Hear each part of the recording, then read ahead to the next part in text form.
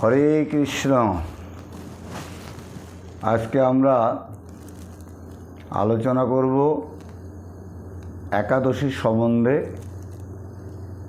যে একাদশী পালন করিলে পাপের থেকে মুক্তি পাওয়া যায়, সেই একাদশী আজ আমরা আলোচনা করব। তো 22শে চৈত্র 5ই এপ্রিল 2024 শুক্রবার পাপমোচনী একাদশী। তো এই পাপমোচনী একাদশী চৈত্র মাসের কৃষ্ণপক্ষের একাদশী। আর 23শে চৈত্রী 6ই এপ্রিল এই পাপমোচনী একাদশীর ব্রতের পারণ। তো পাপমোচনী একাদশী ব্রতের পারণ করতে গেলে আমাদের কি করতে হবে? আমাদের পারণের সময়সূচি জানতে হবে। তাই পরের দিন অর্থাৎ শনিবার প্রাতঃদিবা 7টা 23-এর মধ্যে এই পাপমোচনী একাদশীর ব্রতের পারণ। আপনারা জেনে রাখবেন, এই পাপমোচনী একাদশীর ব্রতের পারণ শনিবার সকাল অর্থাৎ প্রাতঃ সময় 7টা 23-এর মধ্যেই একাদশীর পারণ। এটা আমাদের সকলেরই জানতে হবে। পাপমোচনী একাদশী মানে ভগবান এই পাপমোচনী একাদশীর সম্বন্ধে কিছু আলোচনা করছিল। সেটা হলো জীবকে সংস্থাপন করার জন্য, জীব যেন ধর্মপথে অনুসরণ করে থাকতে পারে এবং জীবের শাসন, এই ধর্মপরায়ণ একাদশী পাপমোচনী। এই পাপমোচনী একাদশীটা হলো আপনি সারা বছরে যত পাপ করেছেন সেই পাপের থেকে মুক্তির জন্য এই পাপমোচনী একাদশী করতে হবে। হ্যাঁ, অজান্তে পাপ, জানতে পাপ, চলতে পাপ, হাঁটতেও পাপ। পাপ কিন্তু আমরা সকলেই কম বেশি দৈনন্দিন করেই যাই, কিন্তু তার মধ্যে আমাদের এই পাপের থেকে মুক্তি পাওয়ার একমাত্র উপায় এই পাপমোচনী একাদশী ব্রতের পালন করিলেই আমাদের পাপ থেকে মুক্তি পাব। তাই এখানে বলছিল, যুধিষ্ঠির শ্রীকৃষ্ণকে বলিলেন, ধর্মরাজ যুধিষ্ঠির শ্রীকৃষ্ণকে বলিলেন, হে প্রভু, এই চৈত্র মাসের কৃষ্ণপক্ষিয়া একাদশী কি নাম? তাহা বর্ণন করুন। তাহার উত্তরে শ্রীকৃষ্ণ ভগবান বলিলেন, হে মহারাজ যুধিষ্ঠির, আপনার নিকট পাপনাশক একাদশীর উপাখ্যান বর্ণন করিতেছি, শ্রবণ করুন। রাজচক্রবর্তী মান্ধাতা লোমশ মুনিকে এই একাদশীর কথা জিজ্ঞাসা করিলে তিনি যাহা বলিয়াছিলেন তাহাই বিবৃত করিতেছি। কি বললেন? মান্ধাতা রাজা বলিলেন, হে ভগবান মুনে, লোকগণের হিত কামনায় আপনার নিকট হইতে চৈত্র মাসের কৃষ্ণপক্ষিয়া একাদশী বিবরণ শ্রবণ করিতে ইচ্ছা করি। এই একাদশীর কি নাম, কি বিধি এবং ফলই বা কি, অনুগ্রহপূর্বক বর্ণন করুন। ইহার উত্তরে লোমশ মুনি বলিলেন, হে মহারাজ, এই একাদশীর নাম পাপমোচনী একাদশী। এই কামদা সর্বসিদ্ধি প্রদাত্রী এই ব্রতের শুভপ্রদ ও পাপনাশক বিচিত্র উপাখ্যান তোমার নিকট বর্ণন করিতেছি। তুমি একা মনে তাহা শ্রবণ করো। পুরাকালে অস্পরাগণ সেবিত চৈত্ররথ নামক দেবোদ্যানে বসন্তকালে ভ্রমরগণ মধুপান নিমিত্ত গুনগুন শব্দ করিতেছিল। গন্ধর্ব কন্যাগণ বাদ্যকারী কিন্নরদিগের সহিত গীতবাদ্যে আনন্দ উপভোগ করিতেছিল। দেবতা বৃন্দসহ স্বর্গরাজ্য ইন্দ্র সেই বনে ক্রীড়া করিতেছিলেন। সেখানে এক ব্রহ্মচারী ঋষিকে মঞ্জু ঘোষা নামে এক বিখ্যাত অপ্সরা বশীভূত করিবার চেষ্টা করিতে লাগিল। কিন্তু ঋষির সব ভয়ে আশ্রমের ক্রোশমাত্র দূরে মঞ্জুঘোষা নামে এক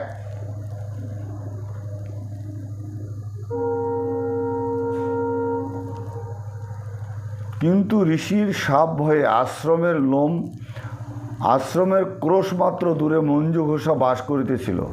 সে স্বগৃহে অবস্থান করত, বিনা যন্ত্রে মধুর কণ্ঠে উত্তম গান করিত। পুষ্পচন্দনে ভূষিতা সঙ্গীতকারিণী মঞ্জুঘোষাকে অবলোকন করিয়া কামদেব মনোহর রূপে তাহার শরীরে অবস্থান করিল এবং তাহার ভ্রুকে, ধনুকুটি, কটাক্ষকে, গুণপক্ষযুক্ত নয়ন যুগলকে অন্বেষণকারী ও স্তনোদয় পটু কূটরূপে, গুণপক্ষযুক্ত নয়ন যুগলকে অন্বেষণকারী ও স্তনোদয় পটযুগ রূপে কল্পনা করিয়া কামদেব তাহাদের জয় করিবার চেষ্টা করিল। মঞ্জুঘোষা তখন সেই কামদেবের সেনারূপে পরিগণিত হইল। সেই মেধাবী মুনিকে দর্শন করিয়া কামস্বরে পীড়িত হইল, কারণ সেই নবযৌবন সম্পূর্ণ ঋষি দ্বিতীয় কামদেবের ন্যায় বিরাজিত করিতে ছিলেন। তিনি পিতা চবন ঋষির মনোরম আশ্রমে বাস করিতেন। মঞ্জুঘোষা কামাসক্ত হওয়ায় হস্তে শব্দদায়ন, বলয় চরণে নূপুর ও কটিদেশে মেঘলায় সুশোভিতা হইয়া মধ্যে মধ্যে ঋষির আশ্রমে সন্নিধানে গমন করিতে লাগিল। মেধাবী তাহার অনুপম সৌন্দর্য দর্শনে মুগ্ধ হইলেন। তখন সেই অস্পরা মেধাবীকে হাব ভাব কটাক্ষ দ্বারা বশীভূত করিল। অতঃপর হস্তের বীণাটি ভূমিতে রাখিয়া মুনিকে আলিঙ্গন পাশে বদ্ধ করিল। বাতবাগে কম্পিতা লতা যেমন বৃক্ষকে অবলম্বন করে, সেইরূপ মঞ্জুঘোষাও বলপূর্বক আলিঙ্গন করিলে মুনিও রমণে প্রবৃত হইল। এইরূপে বহুকাল একসঙ্গে বসবাসের পর মঞ্জুঘোষা দেবলোকে যাইবার জন্য মেধাবীকে বলিতে লাগিল, হে প্রভু, আমি নিজ দেশে গমন করিত, আমাকে যাইবার আদেশ প্রদান করুন। মেধাবী যে পর্যন্ত প্রাতকাল উপস্থিত না হয় সে কাল পর্যন্ত আমার নিকট অবস্থান করো, এই কথা বলিলেন। লোমশ মুনি বলিলেন, হে মহারাজ, মঞ্জুঘোষা মেধাবীর বাক্য শ্রবণে পাপ ভয়ে ভীতা হইয়া তাহার নিকট অবস্থান করিল। এইভাবে বহু বৎসর অর্থাৎ 55 বৎসর 9 মাস 3 দিন অতিবাহিত করিল। দীর্ঘকাল অপ্সরায় সহবাসে থাকিল। মেধাবীর নিকট উহা নিঃস্বার্থ বলিয়া বোধ হইল। অতঃপর পুনরায় মঞ্জুঘোষার স্বস্থানে প্রস্থানের প্রার্থনা মেধাবী বলিলেন, এখন প্রাতকাল রহিয়াছে, অতএব আমার বাক্য শ্রবণ করো। যতক্ষণ আমি প্রাতকালীন সন্ধ্যাকৃত সমাপন না করি ততক্ষণ এখানে অবস্থান করো। মুনিবাক্য শ্রবণ করে ঈষৎ হাস্য সহকারে মঞ্জুঘোষা তাহাকে বলিল, হে নিষ্পাপ মুনিবর, আমার সহবাসে যে আপনার কতকাল গত হইয়াছে তাহা একবার বিচার করিয়া দেখুন। তাহার বাক্য শ্রবণান্তে মুনি গতকালের পরিমাণ চিন্তা করিয়া দেখিলেন যে যোশীর সঙ্গে তাহার ও 56 বছর অতীত হইয়া গিয়েছে। এখন তিনি মঞ্জুঘোষার প্রতি ক্রোধে অগ্নিমূর্তি ধারণ করিলেন। তিনি তাহাকে কালরূপা তপস্যায় ক্ষয়কারিণী অবগত হইয়া কম্পিত কণ্ঠে তাহাকে বলিতে লাগিলেন, হে পাপিষ্ঠে, তোমাকে ধিক, দুরাচারিণী কুলোঠা, পাতক প্রিয়া, তুমি পিচাসী হও। এই বলিয়া শাপ প্রদান করিলেন। মেধাবীর শাপে তাহার শরীর তৎক্ষণাৎ বিরূপ প্রাপ্ত হইল। তখন সে অবনত মস্তকে প্রণামপূর্বক শাপমোচনের উপায় জিজ্ঞাসা করিলেন।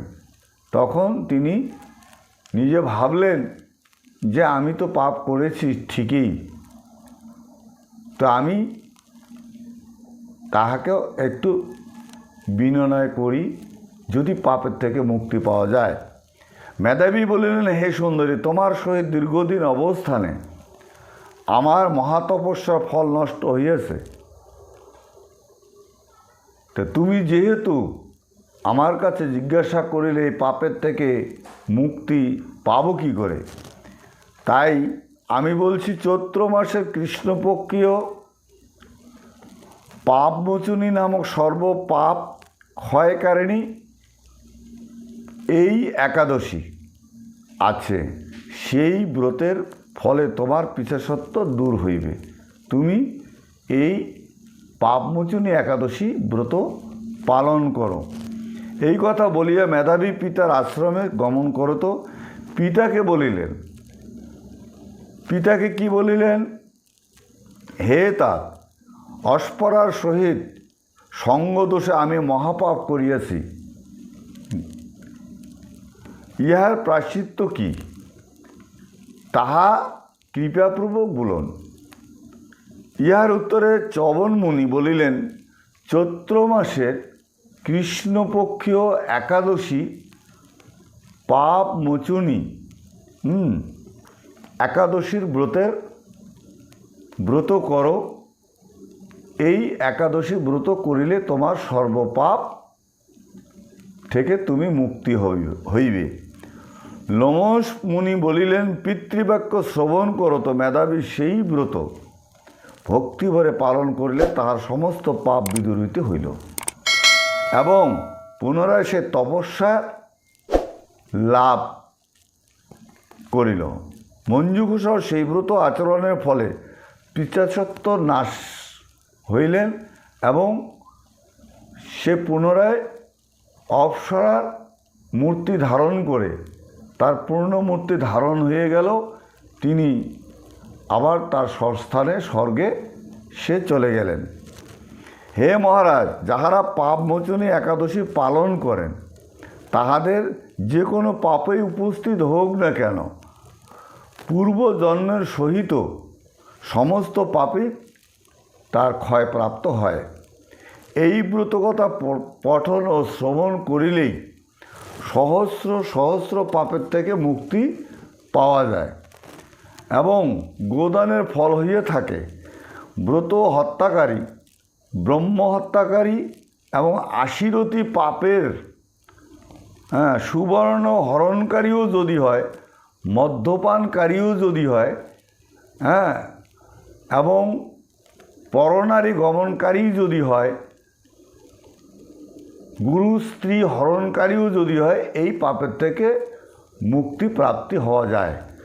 তাই তুমি এই পাপ থেকে মুক্তি পাওয়ার জন্য এই পাপমোচনী একাদশী ব্রত পালন করে সশরীরে মঞ্জুঘোষা স্বর্গ লাভ করলেন এবং তার মেধাবী যে তার স্বামী ছিল সেও পাপের থেকে মুক্তি পাইলেন এবং সে পুনরায় পূর্ণ তপস্যা লাভ করার চেষ্টা করলেন এবং তার লাভ হলেন। এবং আপনাদের সবাইকে আমি বলবো যে এই পাপমোচনী একাদশী ব্রত পালন করিলেই আপনারা পাপের থেকে মুক্তি পাবেন এবং ভগবানের সান্নিধ্য লাভ করবেন এবং অন্তিমকালে আপনাদের সকলেই স্বর্গপ্রাপ্তি হইবে। তাই আরেকবার আপনাদেরকে বলছি যে 22শে চৈত্র 5ই এপ্রিল 2024 এই পাপমোচনী একাদশীর উপবাস এবং পরের দিন অর্থাৎ 23শে চৈত্র 6ই এপ্রিল 2024 সকাল 7টা 23-এর মধ্যে এই পাপমোচনী একাদশীর ব্রতের পালন করতে হবে। আপনারা সকলেই এই একাদশী ব্রত করবেন। আপনাদের কাছে সবারই আবেদন থাকলো এবং প্রথম থেকে শেষ পর্যন্ত আপনারা এই একাদশী ব্রত সম্বন্ধে জানার জন্য চেষ্টা রাখবেন। আপনি করবেন, আপনার সকলকে করাবেন এবং আপনার প্রতিবেশী যারা আছেন তাদেরকেও বলবেন যে এই একাদশীগুলো আমাদের এই সনাতন ধর্মীয় যারা আমরা আছি তাদের সকলেরই করা কর্তব্য এবং ভগবানের এই শাসন আমাদের মানতে হবে এবং আমরা মানব। এটাই আমার আপনাদের কাছে আবেদন। হরে কৃষ্ণ, নিতাই গৌর সীতানাথ, প্রেমানন্দে হরি বল হরি বল।